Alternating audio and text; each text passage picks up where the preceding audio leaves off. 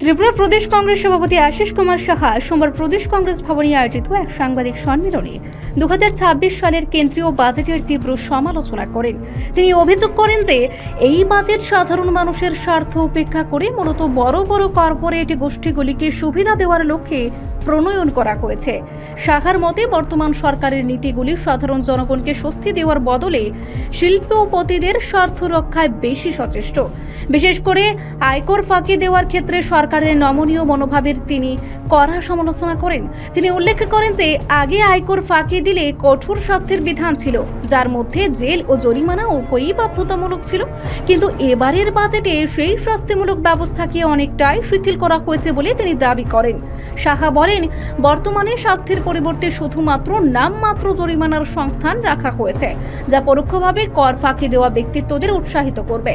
তার মতে যারা নিয়ম বহির্ভূতভাবে কর ফাঁকি দিয়ে সরকারের রাজস্বে বড় ধরনের ঘাটতি তৈরি করেছে, নতুন এই নীতি তাদের প্রতি সরকারের সহমর্মিতারই বহিঃপ্রকাশ। তিনি আরও উদ্বেগ প্রকাশ করে বলেন যে এ ধরনের শিথিলতা দেশের অর্থনৈতিক কাঠামোর উপর নেতিবাচক প্রভাব ফেলবে এবং সাধারণ করদাতাদের উপর বাড়তি চাপ তৈরি করবে। প্রদেশ কংগ্রেস সভাপতি সাহা মনে করেন এই বাজেট জনস্বার্থ বিরোধী এবং এতে সাধারণ মানুষের মৌলিক চাহিদার প্রতিফলন ঘটেনি। সরকারের এই পদক্ষেপে দেশের সামগ্রিক রাজস্ব আদায় ব্যাহত হবে এবং অর্থনৈতিক বৈষম্য আরও প্রকট হবে বলে তিনি আশা প্রকাশ করেন। তিনি এই বাজেটের বিভিন্ন অসঙ্গতি নিয়ে দলীয় অবস্থান স্পষ্ট করেন এবং দলের পক্ষ থেকে এই জনস্বার্থ বিরোধী সিদ্ধান্তের বিরুদ্ধে সোচ্চার হওয়ার আহ্বান জানান। আশিস কুমার সাহা কেন্দ্রীয় সরকারের এই উদ্যোগকে মূলত প্রভাবশালী মহলের সুবিধা পাইয়ে দেওয়ার একটি কৌশল হিসেবে অভিহিত করেন। সামগ্রিকভাবে তিনি এই বাজেটকে সাধারণ জনগণের জন্য হতাশাজনক এবং কর্পোরেট তোষণকারী একটি দলিল হিসেবে বর্ণনা করেছেন। সাংবাদিক সম্মেলনে তিনি বাজেটের প্রতিটি দিক বিশ্লেষণ করে সরকারের ব্যর্থতার কথা তুলে ধরেন এবং এর ফলে ত্রিপুরার মতো রাজ্যেও সাধারণ মানুষের জীবনযাত্রায় বড় ধরনের বিরূপ প্রভাব পড়ার আশঙ্কা ব্যক্ত করেন। দেশের অর্থমন্ত্রী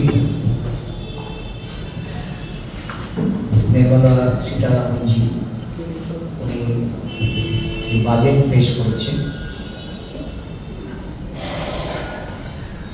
আমরা এই বাজেটের দৃষ্টি আকর্ষণ করে ত্রিপুরা প্রদেশ কংগ্রেসের পক্ষ থেকে যে সাংবাদিক সম্মেলন করার উদ্দেশ্যে আপনাদের আমন্ত্রণ জানিয়েছি। এখানে উপস্থিত আছেন আমাদের দলের সহসভানেত্রী আইনজীবী পৃথা দেবপাল, আমাদের দলের মুখপাত্র চক্রবর্তী মহাশয়। আমরা এই বাজেট সম্পর্কে অর্থমন্ত্রী এবং নরেন্দ্র তাদের যে কল্পিত বাজেট প্রস্তাব, এটা দেশের মানুষের জন্য একটা দিশাহীন বাজেট।